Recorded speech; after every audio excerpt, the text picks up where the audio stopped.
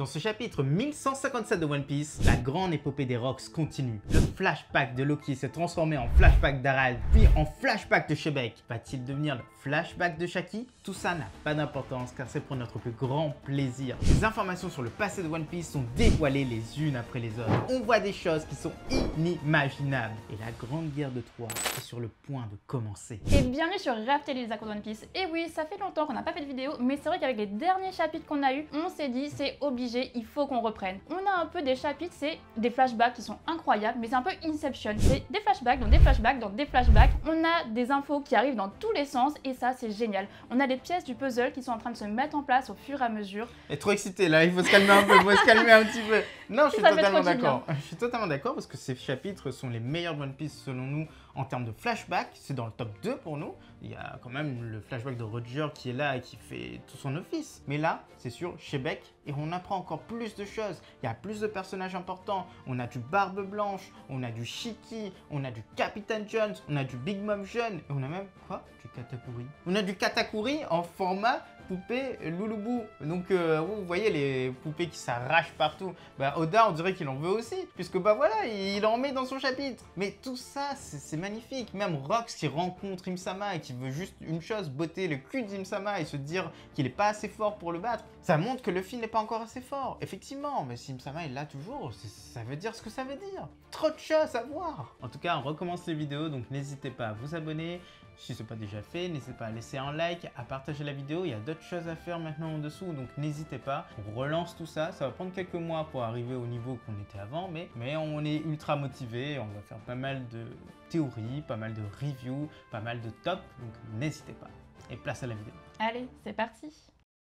On commence par la petite page de couverture et on continue avec le voyage de Yamato qui en soi prend beaucoup de temps mais en même temps c'est Wano. On sait que Yamato va faire l'ensemble de Wano et là Yamato est à Ringo sur la tombe d'un soldat, d'un samouraï qui a combattu Kaido et dont on n'a jamais retrouvé le corps. Bon, on voit bien vite les théories arriver, oui il n'est pas mort parce qu'on n'a pas retrouvé son corps, sauf qu'on n'y croit pas du tout puisque c'était il y a plus de 20 ans, c'était d'ailleurs l'oncle de Zoro, le fameux Shimotsuki. Il est mort sinon il serait revenu depuis bien longtemps. Il aurait sacrifié son corps jusqu'à l'extrême. Là, il était désintégré tellement il voulait pas perdre face à Kaido. Mais surtout, on remarque un petit bonhomme de neige derrière qui est en fait Kaido. C'est un bonhomme de neige en forme de Kaido avec les cornes, avec tout. C'est étonnant. D'habitude, tu fais des bonhommes de neige qui sont sympathiques. Tu fais pas un bonhomme de neige qui fait peur à tout le monde. Mais le petit clin d'œil est très sympathique.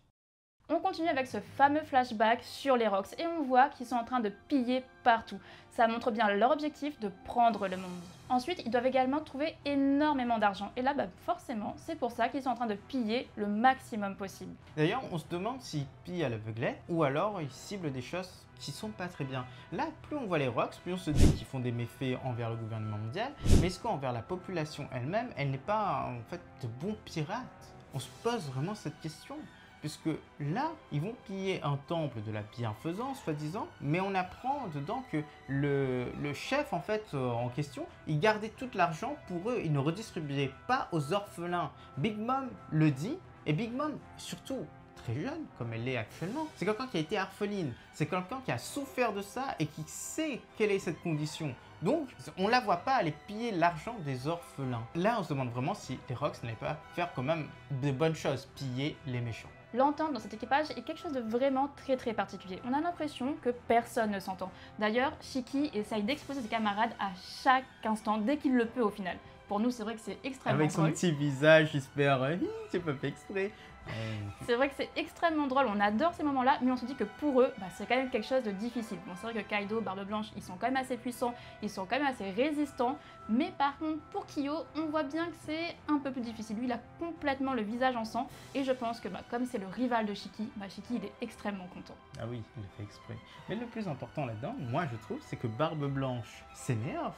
Il utilise son fruit du démon en même temps pour sortir de ce traquenard, mais aussi parce qu'il est en colère et on voit qu'il a déjà son fruit du démon. Donc ce fruit hyper puissant, le plus puissant des paramécias, d'après ce que dit la marine, il est déjà dans ses mains, il l'utilise déjà très bien. Là, l'ensemble vacille comme Marineford avait vacillé. Donc on a envie de se dire, Barbe Blanche, il était déjà fort. Hein. Et au-delà de ça, on a aussi la petite discussion entre Kaido et Barbe Blanche. on dirait qu'il s'apprécie. On dirait que Kaido est en train de parler à son grand frère ou je sais pas quoi, en disant ouais moi aussi j'aimerais bien affronter le démon. Et l'autre lui donne des conseils. Oui mais choisis bien, tu vas le garder toute ta vie, hein. Tu fais vraiment attention. Hein. Genre tu dirais pas ça à quelqu'un que t'apprécies pas, tu te dis oui bah va t'en trouver un. Mais non, non, on dirait qu'ils ont vraiment une petite entente. Alors qu'est-ce qui s'est passé pour que tout soit détruit comme ça? Pour que en fait ils finissent par haïr Barbe Blanche? Ou est-ce qu'il haïssait vraiment Barbe Blanche? C'est une vraie question. Est-ce que à Marineford, on a entendu que Kaido se dirigeait vers les lieux pour tuer Barbe Blanche? C'est la vérité? Ou alors, est-ce que il y allait en fait pour être témoin, pour peut-être aider Barbe Blanche? Mais à l'époque, peut-être qu'il voulait être tué par Barbe Blanche, ou alors tuer Barbe Blanche, mais en fait que les deux aillent dans la gloire. C'est sûr que des choses se sont passées à God Valley qui ont séparé cet équipage à jamais. Shiki fait encore le con et là, il se bat clairement avec Kyo.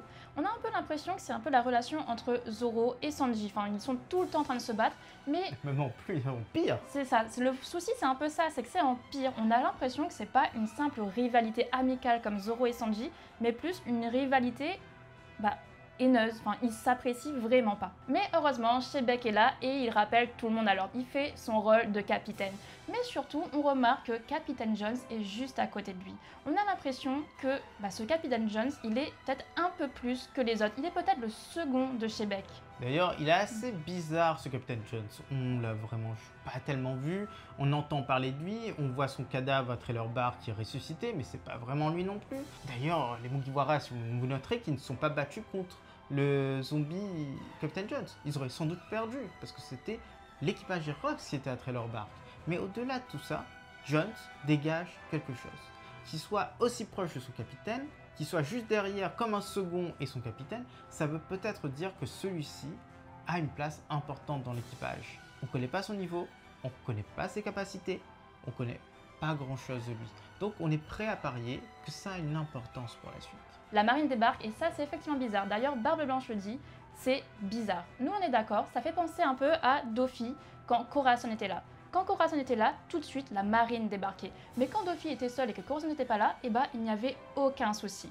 Donc là pour nous c'est clair, il y a un traître parmi les Rox. Et qui ça peut être? Nous on a quand même notre petite idée. On pense tout simplement à Kyo. Il vient d'arriver, il est tout nouveau, mais surtout il a des X sur ses yeux et ça fait clairement penser à X-Drake, un infiltré également de la marine. D'ailleurs, une preuve de plus, si on regarde tous les personnages qui sont dedans, il n'y en a pas beaucoup qui n'ont pas continué dans la piraterie. On connaît l'histoire de Shiki, pas de souci.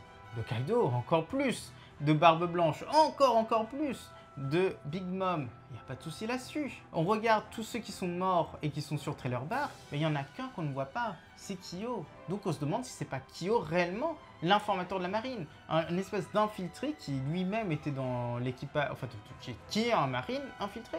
Et ça, ce serait aussi génial. Et ce serait un facteur de la chute des Rox sur God Valley. La trahison commence avec Kyo et elle va s'enchaîner avec d'autres membres de l'équipage, mais ça, on a déjà fait des théories dessus. Et on va refaire des théories dessus. C'est vrai qu'il y en a beaucoup aussi qui pensent que c'est Capitaine Jones l'infiltré parce que effectivement les gens se sont retournés contre lui. C'est pas faux, mais on pense que le cas de Kyo est quand même un peu plus intriguant, donc c'est pour ça que nous on part plus sur Kyo. D'ailleurs, Captain Jones, en fait, il a eu son équipage après, il faut pas déconner, il était capitaine après les Rox, donc il a été tué par ses hommes d'équipage par la suite. Ça ne peut pas être lui. Petit point important, le petit narratif sympathique qui liste les méfaits des Rox pendant 2 ans. Il n'y a qu'un seul équipage qui a fait autant en 2 ans, c'est l'équipage des Mugiwara, évidemment.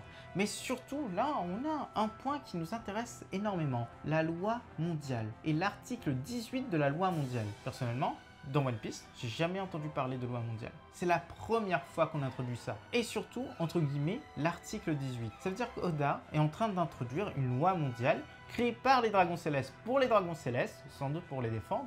Et cet article 18 a une importance folle. 3 fois. L'équipage Rox a enfreint cette loi à 3 reprises. Rox, il a attaqué Marie-Joise, donc il a porté atteinte aux Dragons Célestes. Il a attaqué le tribut divin, donc il a encore une fois porté atteinte aux Dragons Célestes.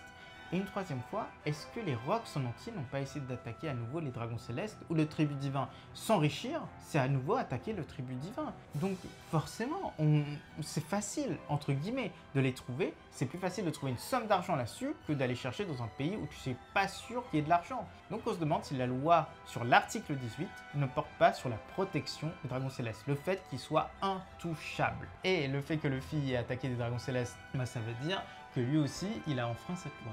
Et ça pourrait être un bon parallèle entre Rox et Luffy. N'en parlons pas de Dragon.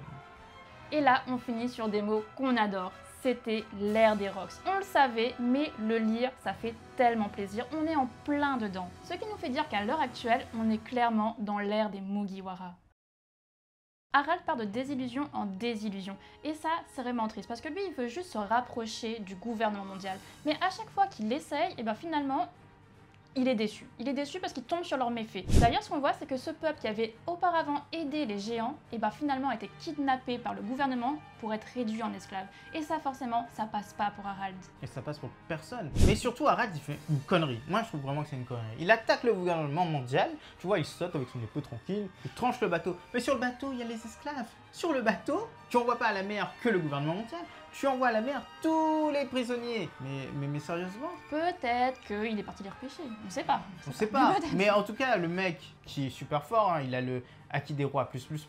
Il peut pas faire un truc à la Rayleigh. Il peut pas utiliser son Haki des rois pour faire tomber tous les agents du gouvernement dans les pommes et pas ses alliés. Ou alors faire tomber tout le monde dans les pommes et récupérer les prisonniers, quoi. Il y avait tellement de solutions qu'il a préféré aller vers la rage. Est-ce qu'il y a une signification? Non, je pense que juste Oda voulait faire en sorte que Harald soit de plus en plus badass et qu'on le voit se détacher du gouvernement, non pas parce qu'il le veut, mais parce qu'il est obligé de le faire. Rox, lui, il continue à aller voir Harald au fur et à mesure. Normalement, il n'a pas le droit d'aller sur Elbaf, mais au moins, il peut aller au bar d'Ida, qui est à l'extérieur du royaume. C'est déjà ça. Et comme d'habitude, il essaye d'avoir Harald pour récupérer ce fameux fruit du démon. Ce qui nous étonne le plus, il y a deux choses d'ailleurs qui nous étonnent le plus. Premièrement, c'est que il semblerait que Shebek n'ait jamais parlé d'Im-sama à Harald.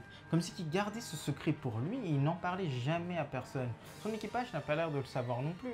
Big Mom n'a pas l'air de le savoir. Kaido non plus. Barbe Blanche, on ne sait pas trop. Sans doute qu'il le sait parce que y a Roger qui lui en a parlé, il est parti sur la dernière des îles. Mais au-delà de ça, moi personnellement, je suis pas le plus persuadé du monde qu'il en ait parlé à Harald, Shebek. Alors que s'il le faisait, il pourrait changer réellement la vision des choses d'Harald et dire « Il y a un mec dans le sous-sol de Marie-Joisse, et crois-moi, il est pas très gentil, hein. Il faut arrêter avec lui. » Mais non, il est pas là-dessus, Shebek. Il est sur le autre chose. Pourquoi? C'est assez étonnant. La deuxième chose qu'on remarque, c'est que Harald a perdu ses cheveux. Effectivement, c'est très certainement le stress qui fait ça, mais on voit bien Rox se fout clairement de lui. Mais dans tout ça, c'est pas ça du tout la deuxième chose, c'est le fait qu'ils parlent de Garp. Et ils ont un énorme respect pour Garp, semble-t-il. Garp a rencontré Harald de nombreuses reprises, semble-t-il. D'ailleurs, Garp s'est foutu d'Harald avec son manque de cheveux, sa calvitie naissante, ou voilà, peu importe. Mais dans tout ça, Garp qui apparaît dans cette conversation, c'est une confirmation de sa puissance. On a vu dans les chapitres précédents qu'il avait le Haki des rois et qu'il savait s'en servir. On n'avait jamais vu avant, mais face à Roger, il se la donnait à fond. Il l'utilisait à chaque fois. Le mec, il était à fond contre Roger. D'ailleurs, Shebek lui-même semble dire que ce mec, il devrait devenir pirate. En gros, devenir pirate, il rejoint mon équipage, on est bon, on est ok, on est au top. Toi, Harald, moi, Shebek et lui, Garp, on est bons ensemble. Mais pourtant, il y a encore des gens qui sous-estiment Garp. Ça, c'est bien dommage. Le petit passage sur les géants de la marine, ça nous étonne un peu, parce que c'est vrai que là, on voit bien Harald envoyer des géants intégrer la marine. Mais par contre, le gouvernement refuse quand même d'intégrer Elbaf. Donc ça, c'est quand même assez bizarre, sauf que les géants qui sont là-bas, les géants qui sont à la marine, finalement, ils sont dans un dilemme. Qu'est-ce qu'ils sont réellement? Est-ce qu'ils font partie du gouvernement? Est-ce qu'ils font pas partie du gouvernement? C'est un peu dommage pour eux. À Marineford, il se passe des choses étonnantes. On a Garp qui donne ses convictions, qui dicte à Kong ce qu'il devrait faire. C'est quand même assez étonnant parce que Kong c'est quand même l'amiral, alors que Garp il est vice-amiral. Les rôles sont inversés, c'est très bizarre. Il a envie d'être plus, on a l'impression qu'il aimerait être à la place de Kong sans être à sa place. Mais d'ailleurs, c'est bizarre. Il est déjà vice-amiral, hein. Ça fait un moment qu'il est vice-amiral. On sait qu'il va finir sa vie en vice-amiral. Mais quand on regarde, Kong a l'air totalement soumis à Garp. Et Garp, lui, pour quelqu'un qui ne voudra pas de promotion par la suite, il a l'air de vouloir changer le gouvernement. Donc autant gagner en grade. il va refuser d'être amiral à de nombreuses reprises. Donc, s'il n'est pas amiral, il ne peut pas devenir amiral en chef, il ne peut pas devenir chef des armées. Quelque chose s'est passé à God Valley. Pour tout le monde, il n'y a pas que le l'enlèvement de Shaki, dont on va parler à la fin de cette review. Mais il y a autre chose qui s'est passé qui a changé la vision des choses de Garp, qui lui a dit que le gouvernement n'était pas changeable. Pour l'instant, Kong est amiral, mais on le sait très bien que dans 4 ans, sur God Valley, il sera amiral en chef. Et donc là, on se pose énormément de questions, parce que, vous le savez très bien, quand il est sur God Valley, il a des cicatrices. Donc qu'est-ce qui s'est passé pour qu'il ait ces cicatrices? Qu'est-ce qu'il est passé pour qu'il passe de grade comme ça? Est-ce que finalement il aurait tenté d'arrêter les Rox sans réussir et en se blessant? Est-ce que ce serait Rox lui-même qui aurait fait ça? Est-ce que ça serait pas Rox qui aurait tué l'ancien amiral en chef et lui il aurait essayé de défendre? On ne sait pas et vraiment on aimerait savoir en tout cas. D'ailleurs, moi j'ai envie de voir les autres amiraux de l'époque, notre amiral en chef. Ok, là ce serait rajouter des personnages ultra puissants dont on aurait envie de voir le background, l'histoire, tout. Oda peut-être qu'il n'a pas très envie d'aller sur ce sujet-là, mais je pense que c'est vraiment intéressant. Même l'amiral qui a été tué par Rox en un coup, bah lui, j'aimerais bien savoir, est-ce qu'il avait des fruits du démon, quelle puissance il avait, quelle tête il avait, on ne sait pas. Est-ce que c'était peut-être un des parents d'un marine actuel qui est très puissant? Tout ça, ça reste dans le mystère et dans le flou. Je veux une histoire de One Piece étendue. Je veux une histoire sur l'ensemble des générations de One Piece depuis le siècle oublié. Je demande trop et c'est normal. Je pense qu'on veut tous un peu ça, mais c'est vrai que ça peut être un peu difficile quand même pour Oda de tout écrire. Il ne faut pas voilà, le tuer, il faut pas le tuer à la tâche, surtout qu'il est fatigué. Un peu trop, je pense. Mais non, mais vraiment, et ça, des spin-offs comme ça, on en aura, j'espère qu'on en aura. C'est comme les Chevaliers du Zodiaque, il y a eu plusieurs générations de Chevaliers du Zodiaque, et on a eu en fait des histoires sur les précédentes générations. Donc là, j'ai envie de voir la même chose, tout simplement. D'autres histoires de pirates, d'autres histoires de marine, d'autres histoires de tout. Le monde entier était amoureux de Shaki. Ça, c'est une vraie révélation qui suit le chapitre précédent. Et par contre, on apprend même que des centaines de pirates se sont lancés dans la piraterie tout simplement en ayant l'espoir de croiser son chemin. Ça, c'est carrément fou. Qu'est-ce qui se passe avec Shaki? Qu'est-ce qui se passe avec elle? Elle retourne le monde. On l'a déjà dit, c'est Hélène de Troie. Et on va l'expliquer un peu plus tard. Mais là déjà, au début de chapitre, on apprend 2 choses. Elle est devenue capitaine des Kucha, entre-temps. Donc on passe si longtemps que ça. Gloriosa, on va le voir après également, elle a rejoint les Rox. Pour des raisons qui sont assez particulières d'ailleurs. Et deuxièmement, elle a pris sa retraite. C'est un événement sans précédent. Et tout le monde est à genoux à terre. Mais pourquoi elle fait ça? Ça veut dire que tout s'enchaîne à cette époque. Tout se passe comme dans un mouchoir de poche. Et les événements ne vont pas décélérer, au contraire. Il y a quand même une chose qui est étonnante, c'est que quand on voyait Shaki précédemment, on n'avait pas l'impression que c'était la plus belle femme du monde. Mais après... Dans le présent, tu veux dire? Dans le présent, tout à fait. Mais après, c'est vrai que c'est normal parce que tout simplement, elle a vieilli. Et finalement, pour quelqu'un qui a vieilli, elle n'a pas si mal vieilli que ça comparé à Miss Backing ou alors même à Gloriosa. Donc... Et Big Mom, n'en parlons pas. Et Big Mom, effectivement. Donc voilà, Shaki, elle a bien vieilli, dans le bon sens du terme, voilà. tout simplement. Donc finalement, c'est un peu normal, les générations elles se succèdent et la beauté, elle finit toujours par se faner et ça on le voit très bien dans One Piece. Gloriosa est d'ailleurs avec Big Mom quand on apprend la nouvelle et elle soupçonne que c'est l'amour qui a fait ça. Mais elle est quand même dubitative. Elle n'est pas contente parce que si c'est Roger qui est la cible de son amour, elle ne va pas aimer ça du tout.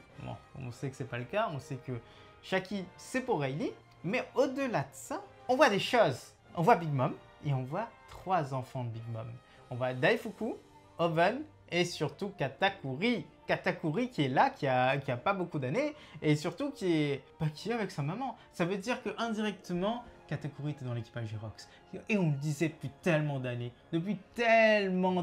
Ça coïncidait trop au niveau des dates, c'est que forcément, s'il était né sur un bateau pirate, c'est que possiblement il était né effectivement pendant les Rox. Exactement. Il a passé sa vie sur la ruche avant d'aller sur Volcanic Island. Donc il a tout vu, entre guillemets. Il a vu Rox plein de fois. Il a dû voir les combats que Rox menait. Tous les autres capitaines en fait, de cet équipage qui n'étaient plus capitaines, qui allaient devenir capitaines. Il a grandi avec des modèles qui font de lui un personnage qui va être incroyablement puissant. D'ailleurs, Katakuri, le Haki des Rois, c'est étonnant qu'il l'a pas en plus. Parce que moi c'est ce que je m'attendais à voir de la part d'une personne qui a vu des combats de Rox, qui a vu les combats de Barbe Blanche. Mais non, pour le coup, il n'utilisait pas le Haki des Rois revêti. Pourtant, il avait une 40aine d'années. Donc, est-ce qu'un jour il l'aura? Ça, il faudra beaucoup d'entraînement pour lui. Stussy et Barbe Blanche ont aussi droit à leur petit moment. Alors forcément, ça nous fait vraiment rigoler ce petit passage-là. Ça nous fait à la fois plaisir et en même temps c'est un peu triste pour Stussy parce qu'on voit bien que là, c'est un amour à sens unique. C'est toujours le cas à l'heure actuelle, donc on se demande quand même comment est né ce fameux Weeble. On a déjà fait pas mal de théories, mais on vous le redit ici, c'est que pour nous, elle a tout simplement prélevé l'ADN de Barbe Blanche et elle l'a cloné. Bon, ça s'est peut-être pas forcément très bien passé, d'où Weeble. On jugera pas la tête de Weeble, hein. C'est ça. D'ailleurs, Weeble, il ressemble plus à Queen qu'à Barbe Blanche. Mais bon, le clonage, des fois, ça se passe mal, surtout quand l'origine de l'ADN n'est pas la personne que tu crois. Mais ça, ce sera l'histoire d'une autre théorie.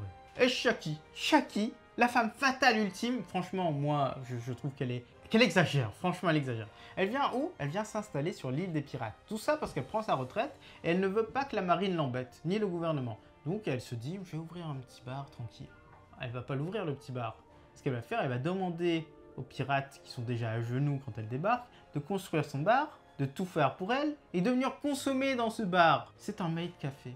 Pour ceux qui sont déjà partis au Japon, vous connaissez les maid cafés sans doute. C'est des endroits où il y a des filles habillées en soubrette et qui en fait te servent, tout simplement. Et tu payes pour leur compagnie, juste leur compagnie. Donc pour avoir le plaisir d'aller boire un thé avec elle qui te parle en face et elle qui te dit « Oh maître, vous avez besoin d'un autre café? Oh maître, vous êtes si gentil !» Et toi tu donnes des pourboires et compagnie. Et à la fin, vous avez même droit à une photo avec la serveuse en question. Et on l'a fait tous les deux quand on est parti au Japon. J'ai aussi une photo avec une... C'est déstabilisant en vrai, c'est très bizarre. Mais voilà, c'est un maid café. Et Shaki, c'est exactement ce qu'elle fait. D'ailleurs, la file d'attente dans moi, cette légende vivante, bah oui, je comprends en fait. S'ils vivent que pour elle, bah c'est pas étonnant. C'est très japonais. Il y a quand même une petite chose qui nous étonne, c'est que Shaki, elle a une toute petite cicatrice au niveau du ventre. Petite, mais elle est là. Et nous, du coup, on se pose énormément de questions. Est-ce que elle s'est blessée? Bon, c'est possible, effectivement. Oui. Mais on a aussi la fameuse question, est-ce qu'elle n'aurait pas déjà eu un enfant? Et là, les fils s'entremêlent et on se dit, effectivement, notre présente théorie où Mihawk serait le fils de Shaki et de Riley, et bah, c'est possible, effectivement. Peut-être qu'elle a déjà accouché avant d'aller sur la ruche. Et cet enfant, ça serait effectivement Mihawk. D'ailleurs, Mihawk serait né un an avant ces événements-là. Un an avant que Shaki débarque sur cette île. Donc, pourquoi pas? C'est totalement logique, c'est totalement possible. Et on verra par la suite qu'est-ce que ça peut donner. D'ailleurs, ce qui est assez étonnant, c'est qu'on ne voit pas la nouvelle impératrice Toritoma. Et là, c'est que peut-être on se pose effectivement des questions, parce que pour nous, elle est peut-être liée à Luffy. Mais ça, vous inquiétez pas, parce qu'on fera une théorie dédiée là-dessus. Le plus important dans ce chapitre, c'est qu'on apprend quel est le trésor de God Valley. En tout cas, l'un des trésors, pour nous le principal. C'est Shaki, tout simplement, parce qu'elle est devenue un trésor pour tout le monde. Les Rocks sont débarqués, ils sont tous tombés amoureux d'elle. Tous les autres pirates étaient amoureux d'elle, ils venaient juste pour elle, et c'était leur trésor. Le seul truc qui les sortait en fait de leur torpeur, qui donnait du bonheur à tout le monde, c'était Shaki. Alors oui, quand les dragons célestes vont débarquer et vont voler le trésor de God Valley, donc Shaki, eh ben ça va finir en guerre. Tout le monde va aller la chercher. Est-ce que vous trouvez que c'est absurde? Certains d'entre vous ont dit que c'était absurde, mais on ne pense absolument pas que c'est le cas, parce que c'est une référence qui est toute mythologique. La plus belle femme du monde dans la mythologie, c'était Hélène de Troie. Une femme dont la beauté faisait tourner toutes les têtes, même certains dieux. Et tous les rois de Grèce avaient fait un pacte, jamais ils ne la toucheraient, jamais ils ne l'enlèveraient, sinon tous les rois rentreraient en guerre et iraient pour sauver Hélène, en tout cas pour récupérer Hélène, parce que sinon c'est interdit. Et sauf qu'un jour, un prince, Paris, est parti enlever Hélène, et il l'a ramenée dans son pays, à Troie, ce qui a lancé une guerre. Tous les rois de Grèce se sont ligués et ils sont partis faire la guerre de Troie. C'est l'origine de la guerre de Troie. Pour une femme, une grande nation est tombée. C'est la même chose ici. Ils ont enlevé Shaki, tous les pirates se sont ligués, les Rocks, Roger, tout le monde, et ils sont partis vers God Valley pour récupérer Shaki. Et God Valley est tombé. Et les Rocks sont tombés. Il y a d'autres choses qui sont passées dessus. Mais c'est ça qui a mis le feu aux poudres. C'est ça qui a lancé toute cette guerre. Et c'est totalement logique. Et franchement, je trouve que c'est vraiment pas mal comme référence mythologique. Et enfin, on a le gouvernement qui demande à Harald de tuer Rox pour une place dans leur système. Mais pour nous, forcément, ça va pas se faire. Tout simplement parce que Elbaf, jusqu'à l'heure actuelle, n'est pas dans le gouvernement et que mine de rien, Harald, même s'il ne le montre pas, eh ben, il respecte un minimum Rox. Il apprécie quand même ses moments passés dans le bar d'Ida. Et voici les petites prédictions pour le chapitre suivant. Harald reçoit la proposition mais refuse de s'y soumettre. il perd toutefois dans le gouvernement mondial. Numéro 2, on voit la rencontre entre Rox et Roger, leur première bataille qui va mener à la défaite du futur roi des pirates. Numéro 3, Dragon est introduit dans ce flashback, et en tant que marine, aux côtés d'Akainu, de Kuzan et de Kizaru. Et enfin, numéro 4, on voit Garling jeune qui demande à avoir un lot spécial pour la nouvelle chasse, Shaki, le trésor de l'île des pirates. Et d'ailleurs, Garling a avec lui 2 bébés. Et voilà Nakama, c'est déjà la fin de cette vidéo. C'est la fin de la review et on espère que vous l'avez apprécié. On a essayé d'analyser tous les petits points qu'on a trouvés à l'intérieur. Et croyez-nous, il y a pas mal de choses. Donc n'hésitez pas à laisser un commentaire, un like et à la partager si c'est possible. Il y a plein de petites actions à faire dessous maintenant, donc n'hésitez pas.